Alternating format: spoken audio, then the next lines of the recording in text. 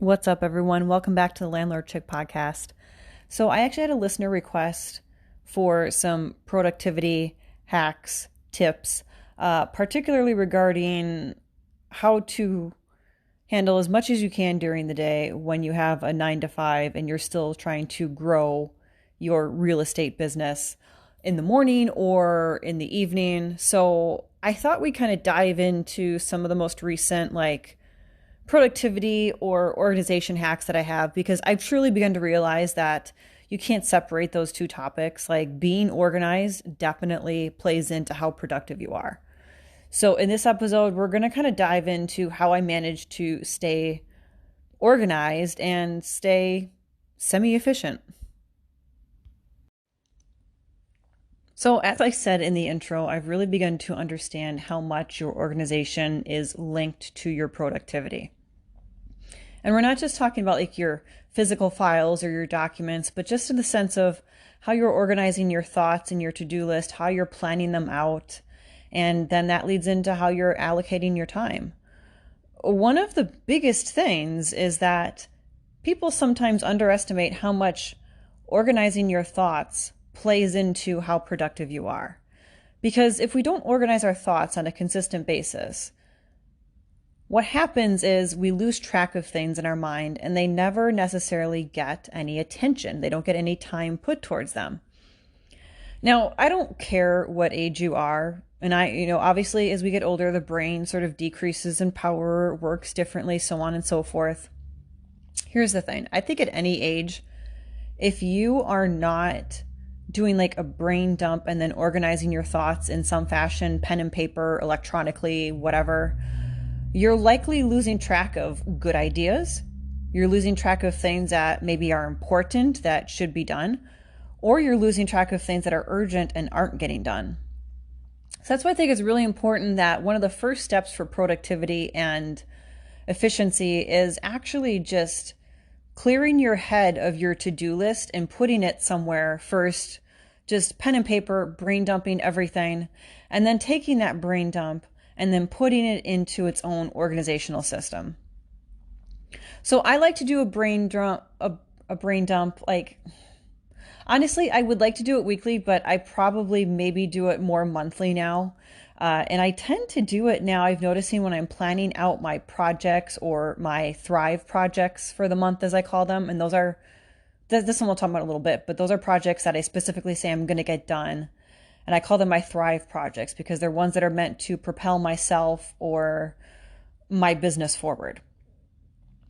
But I've been doing brain dumps at the time that I write out my monthly Thrive projects, but I do realize I need to do it more often. Now, a brain dump is great because it's going to be the first step for just getting everything out of your head that maybe you've been tracking for deadlines, projects you want to do, ideas you have, getting it out on a piece of paper. And then you're going to take that piece of paper and you're going to organize it into likely a calendar and then some sort of productivity program, or even if it's not a program, whatever your own system is. So your brain dump, you're just going to be constantly writing like whatever you're thinking of. Don't try and go in any order. I've known people that have said, okay, column, right now I'm going to focus on brain dumping ideas that I have for growing the business. And then I'm going to switch gears and I'm going to go over to stuff I need to do personally to repair my home because I haven't done home improvements in forever. That's not the way to approach it. Honestly, the way to approach it is to let your mind go anywhere and everywhere and just start writing down what comes to mind. So you're going to be flip-flopping between categories, which is totally fine. When you're brain dumping, just embrace that idea of disorganization because it's going to make the whole process better for you and it's ultimately going to help you be more organized. So your first attempt at this brain dump, and every time you do the brain dump, don't really focus on having categories. Write them all down as they come to your mind and then go back through and organize them. Now, when I go back through and I organize them, how I do it honestly really varies. Sometimes I will just put little symbols. I'll have a little like key, like a map has a key telling you like what the symbols mean. I'll have my own little key and I'll have like a pink circle is something that I want to do personally. for myself. And then like a red rectangle is something I want to do for my home. And then like a blue triangle is something to do with my investments. Like I will have little categories like that.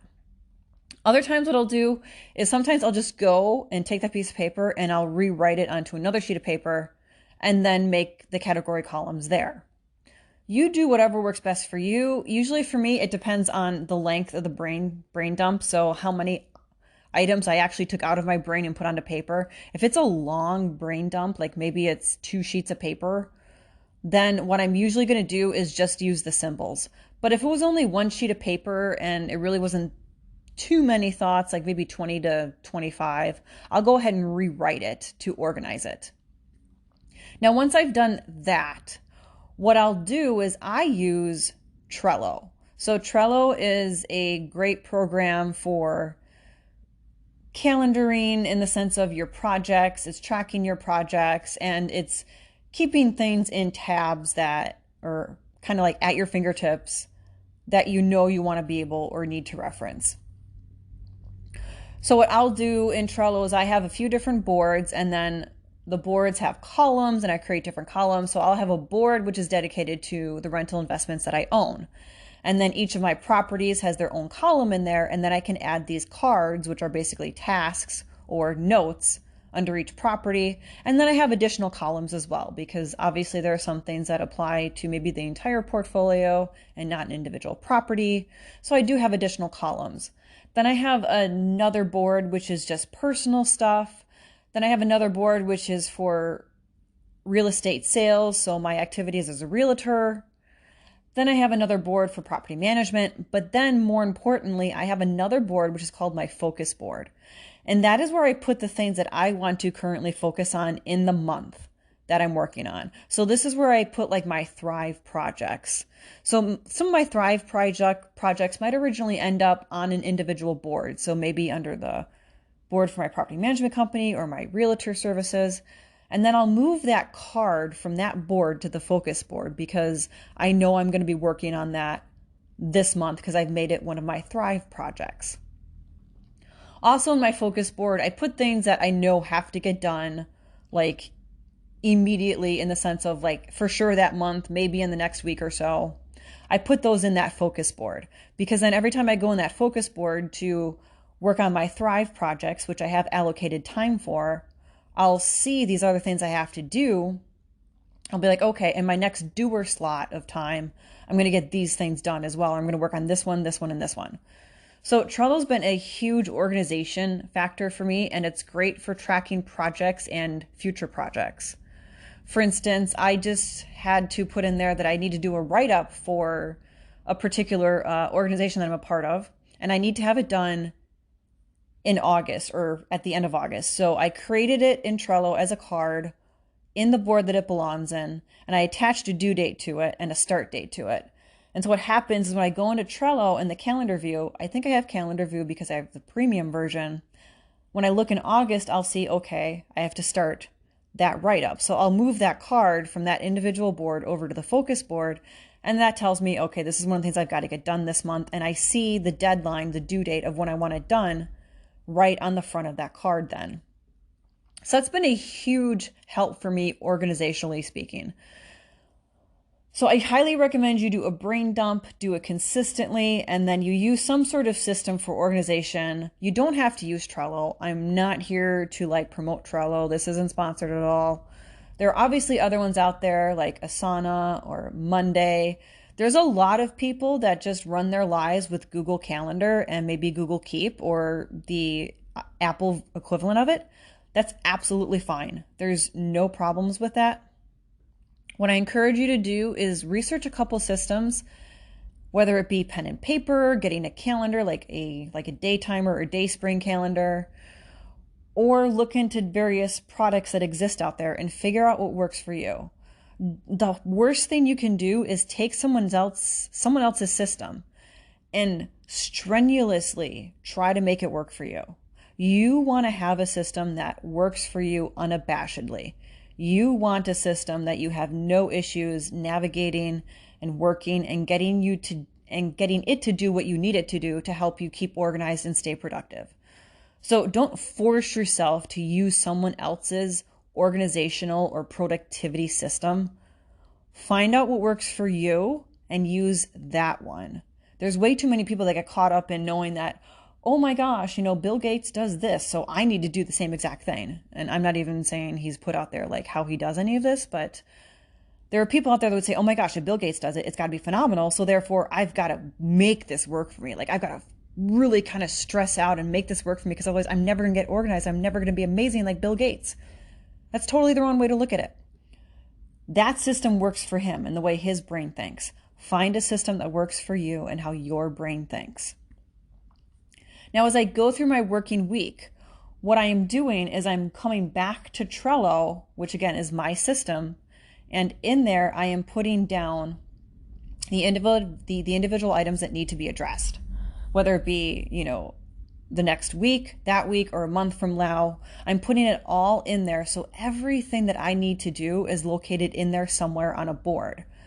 The big thing with putting things in the boards is if you do use Trello or any sort of system where you put it in like a file and it kind of like sits there and doesn't get seen all the time, you want to put dates in there and have notifications set up and make sure you're checking if there's a calendar view or like a due date view, just to ensure that you are actively doing everything in there, because it's really easy to put something in an organizational system like that.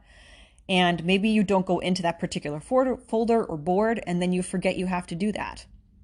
So make sure everything has like a due date attached to it that puts it on a calendar view or some other sort of view where it draws attention to it. So as I'm going through my work week, I might be entering rents for some of my clients, or maybe looking at one of my tenants' ledgers, and I might realize, oh, wait, there's something kind of weird here.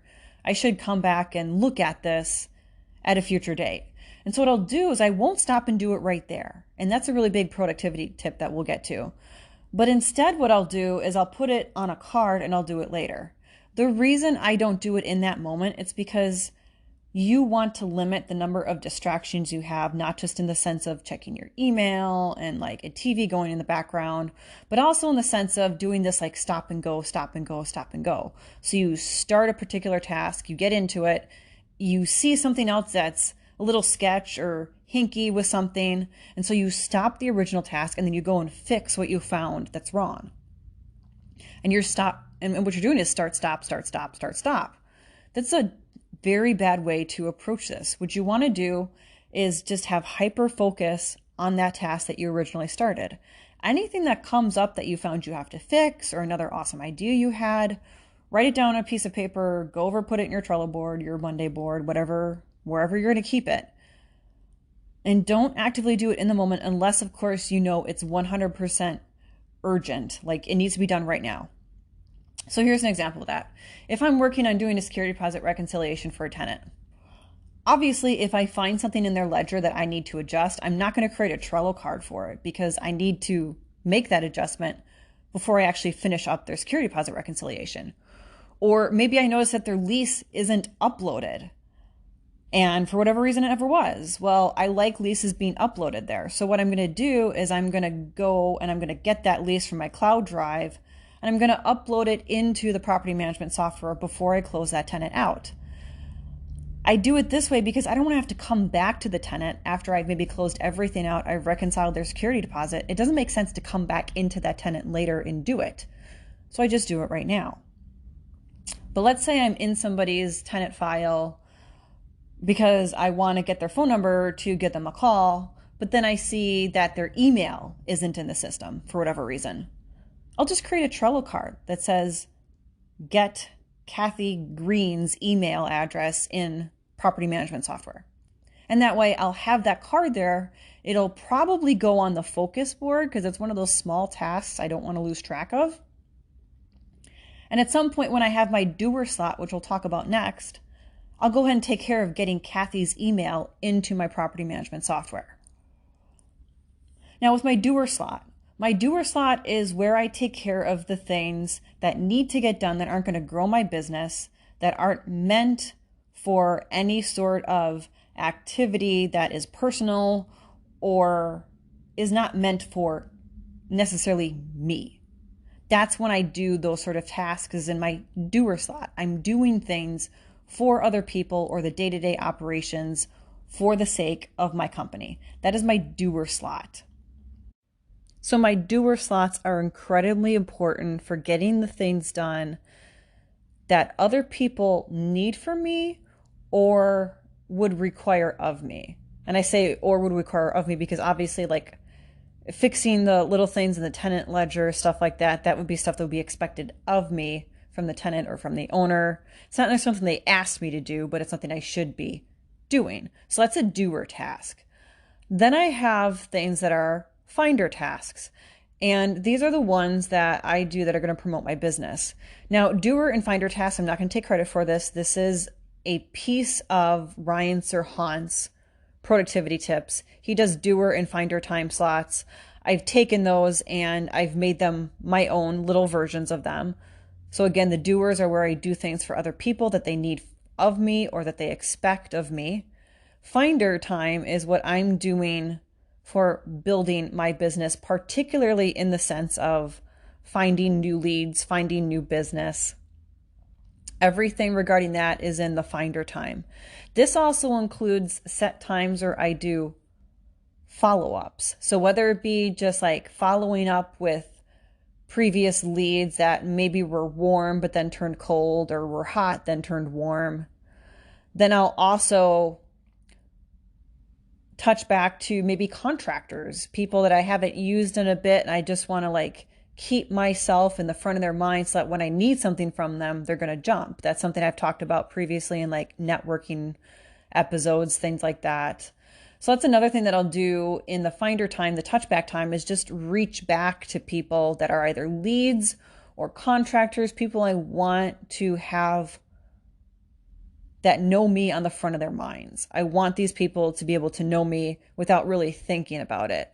So I do that under Finder as well. So it's not just necessarily like getting Facebook ads together, social media ads together, or going onto real estate forums and doing some networking per se. It's also including touchbacks and then touchbacks to contractors and vendors as well. Now, I said in the earlier about Thrive projects. So every month I set aside 5 projects that I want to do, and I call them my Thrive projects. These are the ones that are really important to me. They're not necessarily important to anyone else. They're important to me. And I feel that they're a necessity for my future growth as a person or my growth professionally. And these can take any number of things. Over the years, this is some of the Thrive projects I've had. Redoing my employee handbook, creating a maintenance handbook, redoing the website, updating the website. I've had Thrive projects personally where I've done genealogy research so that I could complete my application to the Daughters of the American Revolution. I've had personal Thrive projects where I've put aside time to create a new budget. So obviously there's any number of things that can be your Thrive projects. But what I aim for setting aside is 4 to 5 Thrive projects. I try to add at least one personal. And I always have set time every single week where I'm working on these. And this time is one of the most important times and critical times I think exists in my calendar, is making sure I'm carving out the time for these. I like to devote at least 60-minute slots to my Thrive projects anytime I have them in my calendar. So I think right now I have Thrive projects set up on Tuesday, Thursday, and Friday. Every one of those time slots is at least 60 minutes. Some of them are 75 minutes, some of them are 90 minutes. And that's because projects are going to be things that are going to take longer in length. But I also want to be sure that I'm getting them done and I'm doing it efficiently. I'm going to do another episode about the Pomodoro method because I found that extremely helpful. It's going to be a mini episode, so I'll see like 2 episodes drop in 1 week, I think. But I'm really, really hyper-focused on making sure I'm getting anywhere from 60 to 90 minutes in a time slot for my Thrive projects. And I want to be at least 2 time slots a week where I'm just working on my Thrive projects. Now, what I'll do is I'll pick one, I'll work it all the way through and then I'll go to the next one. I don't really jump around unless, of course, they overlap. I have had instances where some projects have overlapped a little bit. So in that instance, I might switch between the two. So if I'm going to use the same data in one project as in another project for the month, I'm going to go ahead and copy over that data to the other project and maybe do the organization of it there as well as the organization in the original project. I do that because it just makes the most sense in that moment. But normally I just pick the one, I work through it all the way, and then I go to the second one and start the next one. What I really find is having this Thrive project time really helps in keeping me focused on getting things done that I want to get done, and doing them in larger slots helps me see progress very quickly. One of the things with bigger projects is that if you don't see a lot of progress when you first get started, it's hard to keep motivated. So that's why I like to put 60 to 90 minutes undistracted on these Thrive projects, because then I easily see improvement within the first time that I sit down to do these things.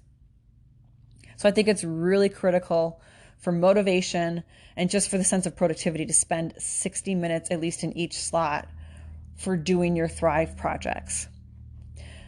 Now, up until this far, I've talked about how to organize and time slots, things like that, but I haven't really answered the biggest question this person had was, how do you do it when you have a 9 to 5?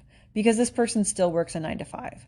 And I fully understand there are people who will do real estate on the side and they might have medium to small, medium empires because it just doesn't make sense for them to quit their job. Maybe it's their real passion. Maybe they get amazing benefits from it that they need for like a special needs child or an adult that they're taking care of. Who knows? So I understand some people are going to always have their 9 to 5, their W-2 jobs, but they're going to do investing on the side. My biggest tip for that is whatever it means for you to become an early riser, whether you work second shift, third shift, first shift, whatever. One of the biggest things you can do is change your schedule so that you have 2 hours to yourself in the morning before you go to work. So again, whether or not that means you leave the house at 8 or you leave at 8 a.m. or you leave the house at, 8 p.m. Have the first 2 hours after you get up dedicated to yourself. So have it be something that you need to get done for the benefit of yourself. So maybe working out, maybe a 15, 20-minute workout. Then maybe include 15, 20 minutes of reading if that's really important to you. But then use that time to work on some of the things that are really important to you. So become an early riser, and again, whatever that means for your work schedule, and devote the first 2 hours of your day to what you want to do.